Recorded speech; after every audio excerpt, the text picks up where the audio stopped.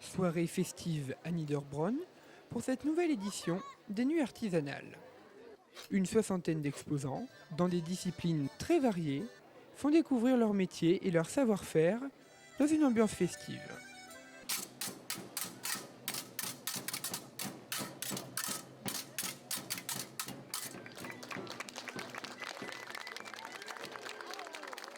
L'Office du tourisme prépare cette manifestation depuis septembre en collaboration avec les associations. C'est au total 150 personnes qui auront permis à cette grande fête de voir le jour.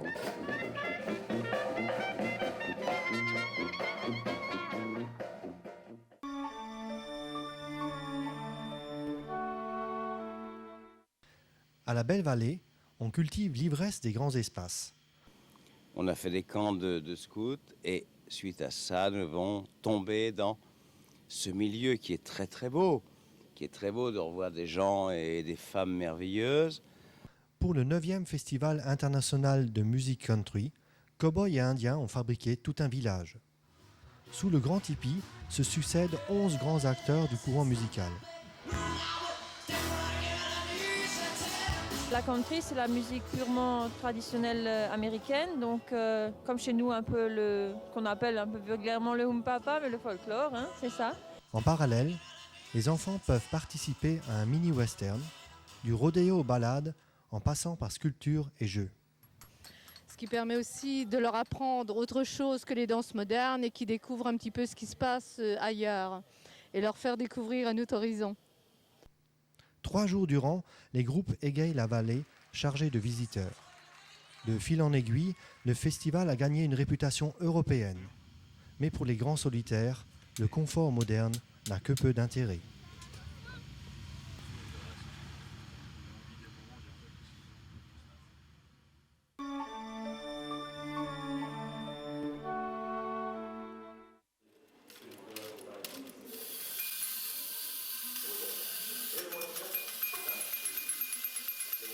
Tous les petits garçons en ont un jour rêvé, monter dans un camion de pompiers. Du rêve à la réalité, le centre de secours de Niederbronn ouvre ses portes pour une journée. Toutes les casernes du secteur sont mobilisées afin de maintenir une protection totale de la population malgré la manifestation. On découvre donc les véhicules, les équipements et notamment une impressionnante collection de casques français et étrangers. Cette journée se déroule dans la bonne humeur, mais rappelle à chacun, démonstration à l'appui, les dangers de la vie quotidienne et de la maîtrise du feu.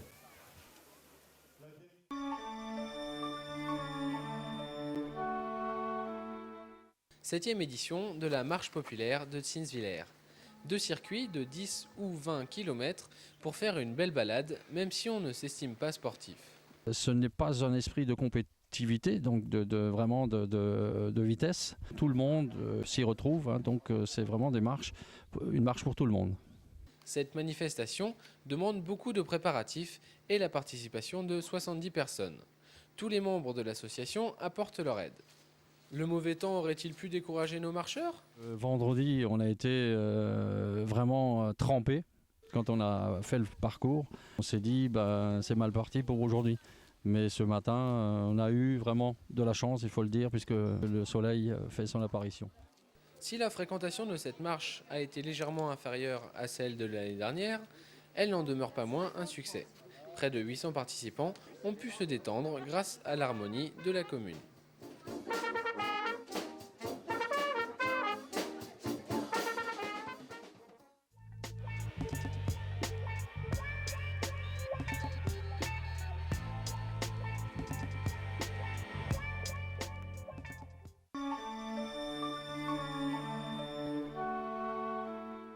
Il y a une vingtaine d'années, Chaque fois en arrivant de Jägertal ou de Reichshofen, on voyait presque plus le village. C'était des prés qui étaient entretenus par des propriétaires. Okay, donc vu que dans la vallée du Schwarzbach, il n'y a plus d'agriculteurs, il n'y a plus rien, il y avait tellement de végétation que le fond de vallée, il n'y avait pratiquement que des arbres, hein, et des roseaux. Donc le fond de village que vous voyez là, donc, on ne le voyait presque plus. On n'arrive pas à rentrer avec les machines là-dedans. Pourquoi? Parce qu'il est quand même très très humide. Donc, et pour nettoyer, je dirais, la vallée, il fallait trouver une solution. Donc avec le parc naturel des Vosges du Nord, on a mis des Highland Kettle en place. Et depuis que les vaches sont dans le parc, ben, vous voyez que toute la vallée est de nouveau entretenue, qu'elle est belle et qu'on voit aussi le fond de village. Là, on est sur un site reproducteur. Donc là, on élève les veaux, donc, et on les garde pendant 1 an et demi. Donc, et après 1 an et demi, les petits veaux sont dispatchés dans d'autres sites, le style Obersteinbach ou Bärental. Donc nous, on garde alors par la suite uniquement les 7 vaches plus le taureau. Pour l'instant, donc, on a un total de 150 bêtes déjà, hein, en tout. Donc, comme dit, sur les autres sites de Bärental, à Fromul, à Wolminster, il y en a plein. Donc, en tout, il y a déjà une 150aine de bêtes. Hein. Donc, on n'est pas les seuls à faire ça. Hein. La différence entre une Highlander et une vache classique, c'est déjà la vache en elle-même. Donc c'est une vache qui préfère l'humidité et le froid que la chaleur. Donc c'est une vache qu'on peut laisser dehors été comme hiver. On peut aussi les appeler les poilus cornus. Pourquoi poilus cornus? Parce qu'ils ont quand même un poil assez épais qui résiste au froid. Donc elles adorent ça, elles aiment rester dehors, quoi. Donc, mais il faut dire une chose, qu'en hiver, il faut aussi les nourrir. Donc de temps en temps, il faut leur donner à manger, donc le style du foin, ou même de temps en temps des céréales, surtout pour les petits. Voilà, donc là on se trouve devant le box de capture, donc, qui a été conçu dans un premier temps donc, pour stocker le foin, et donc et pour nourrir les bêtes pendant l'hiver. Donc les bêtes, on les pèse 2 fois par an, et en même temps on les vaccine. Une vache peut peser donc entre 300 et 500 kg. Et le taureau, lui, en automne, il pèse à peu près dans les 700 kg. Ce n'est pas une vache pour faire du commerce, quoi. C'est une vache qui est réservée uniquement pour entretenir les fonds de vallée. Depuis qu'on a ces vaches, il y a beaucoup plus de touristes qui font le détour donc, en passant par la vallée du Schwarzbach, donc notamment pour visiter un peu le parc animalier, pour regarder ces fameuses bêtes. Hein. Donc je me rappelle, les 2-3 premières années, beaucoup de gens venaient de Reichshofen, de Niederbronn, uniquement pour regarder ces bêtes, et notamment ils étaient stationnés le long de la clôture, donc parfois il y avait une vingtaine de voitures, uniquement donc pour regarder ces vaches.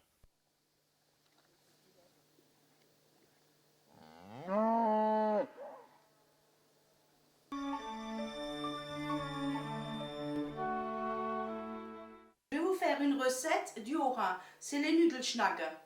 C'est une recette très conviviale qu'on peut partager entre amis, entre familles, à beaucoup. On peut faire ça à l'avance. Donc, il vous faut de la farine, de la semoule de blé dur, 6 œufs frais,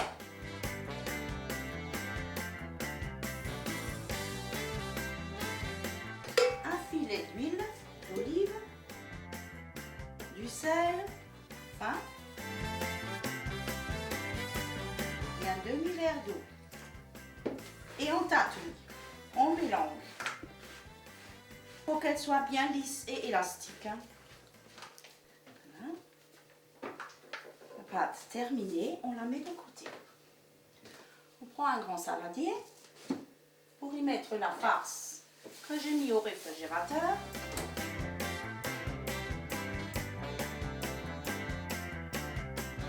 Bon, je rajoute du poivre. Faut pas économiser sur ce qui est épices parce que c'est ça qui va donner tout le goût après la sauce. Hein. De la noix de muscade, des herbes de Provence, qui n'est pas alsacien mais qui donne le bon goût dans les plats alsaciens, 2 œufs,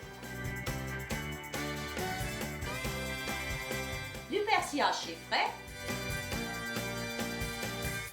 de la ciboulette hachée, de l'échalote hachée finement et de l'ail. Et on tatouille.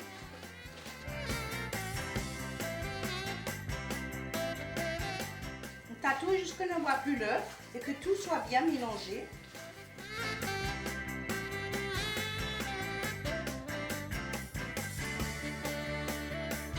À la fin, on rajoute un peu de chapelure.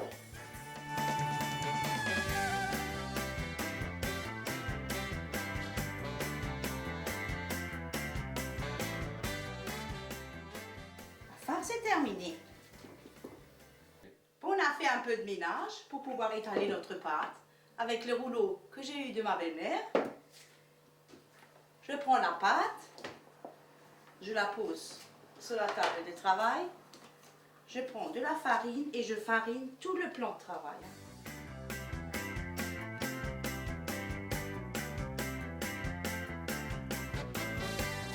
Je farine le rouleau à pâtisserie et je commence à dérouler. Et il faut y aller avec toutes vos forces pour qu'elle soit bien fine. Elle doit être toute fine, hein, aussi fine que ça va. Hein.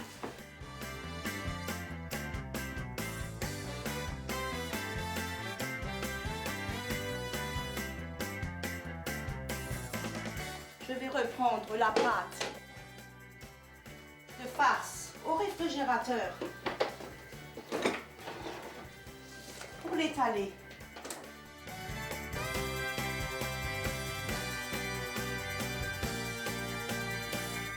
Maintenant, on relève les bords et on roule.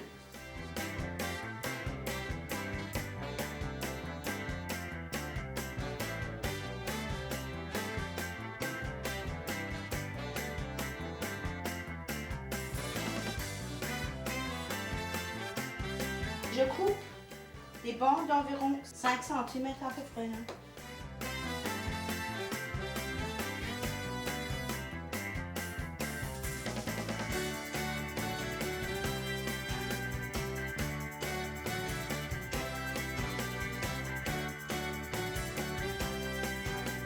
Je vais passer à les faire rôtir.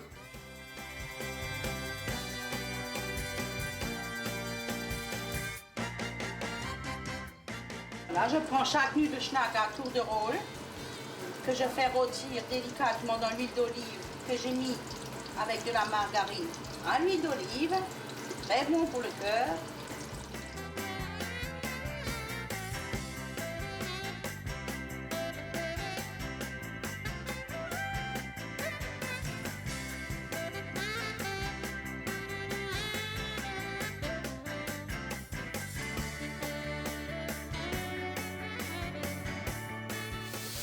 Je tatouille.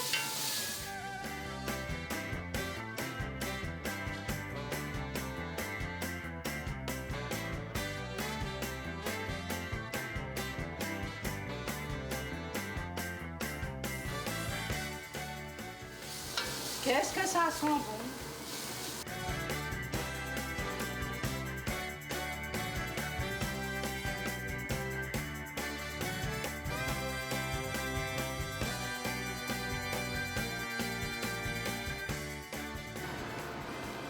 L'ébullition arrive.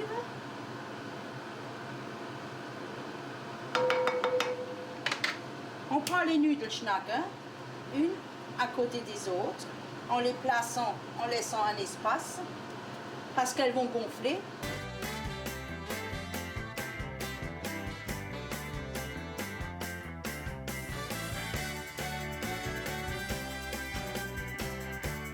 Et on couvre. Et on laisse mijoter 1h30 à 2 heures.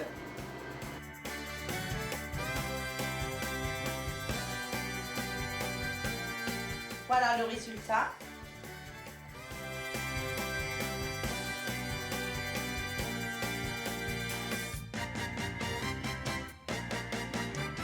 Je vous invite cordialement à manger ce que j'ai fait aujourd'hui, les Nudelschnack.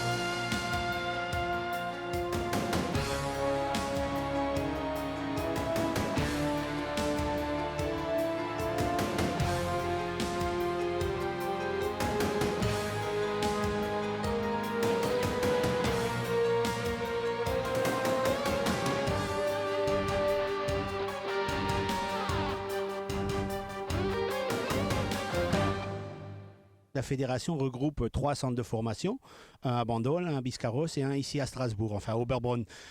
Nous avons également 6 bases d'entraînement au sein de la fédération, éparpillées un peu partout en France. Et dans ces bases d'entraînement, on oblige les gens à venir au moins une fois par mois. De Terre-Neuve, on commence à travailler avec lui dès le plus jeune âge, disons pas à 2 mois, mais disons 5-6 mois. On commence à l'habituer aux autres chiens et à lui faire les ordres d'obéissance simples, c'est-à-dire marcher au pied, demi-tour, assis, pas bouger, etc. Et à l'âge de 10 mois, 1 an, on commence pratiquement à lancer déjà le chien dans le sauvetage, où son maître, il doit être au départ sauveteur avant lui, quoi. Le chien, il doit obéir au doigt et à l'œil à son maître, c'est tout à fait normal. On peut imaginer, vous êtes en poste plage ou le long d'une falaise, il y a un sinistre dans l'eau, c'est-à-dire une victime qui est en train de se noyer, et il faut évoluer vers ce lac ou vers ce plan d'eau. Donc il faut que le chien il obéisse vraiment au maître parce qu'il y a des risques de tomber, des risques de glissade. Donc le maître il donne un ordre, halte, assis, le chien il faut qu'il s'exécute à la seconde près. Sinon effectivement il y a ces fameux risques d'accident où le chien il risque de chuter. Donc il faut une obéissance parfaite entre maître et chien, c'est-à-dire une complicité parfaite entre les deux. Othello a 2 ans. Alors c'est comme quand on a un bébé, hein, on devient jeune tout de suite, il faut acheter des palmes, une combinaison, des réveils, perdre un peu de poids. Alors je le maîtrise uniquement parce que je l'amène ici, c'est-à-dire qu'il a été canalisé, il a compris qui est son maître, donc il ne domine plus. Et il est demandeur de son loisir, hein, puisqu'on n'est pas au bord de la mer, donc on a besoin de leur créer un loisir. Et ils viennent sans contrainte. Ils ne prennent pas de coups, il n'y a pas de violence verbale, il n'y a rien. Vraiment, ça vient tout seul. Mais uniquement donc avec Monsieur Lazarius. Et j'en profite. Le chien fait ça pour l'amour du maître. Tout ce qu'il va faire, il va faire pour l'amour du maître. Quitte à en perdre la vie, mais si jamais le maître a un problème, il va y aller directement sur le maître. Et c'est vraiment par amour, quoi. C'est contrainte, non. Un chien bien entraîné peut tirer entre 5 et 7 tonnes. Dans l'eau, hein. Donc c'est quand même des chiens assez costauds. Et justement c'est là où le maître intervient, où on connaît ses limites, parce que si le chien il ira au-delà de ses limites, ça sert à rien de perdre un chien. Eh ben, ça apporte énormément de choses au niveau de la sérénité, le sens de la mesure, beaucoup plus de calme. Pour venir entraîner son chien sur Terre-Neuve, il faut déjà être sportif, il faut aimer l'eau. On a 2 solutions chez nous, c'est-à-dire on a un groupe, ce que nous on appelle le groupe loisir. C'est des gens, c'est tout un chacun qui est à Terre-Neuve et qui veut un peu s'amuser avec son chien, vu que c'est un chien d'eau, donc il veut un peu venir travailler et lui faire un peu d'obéissance.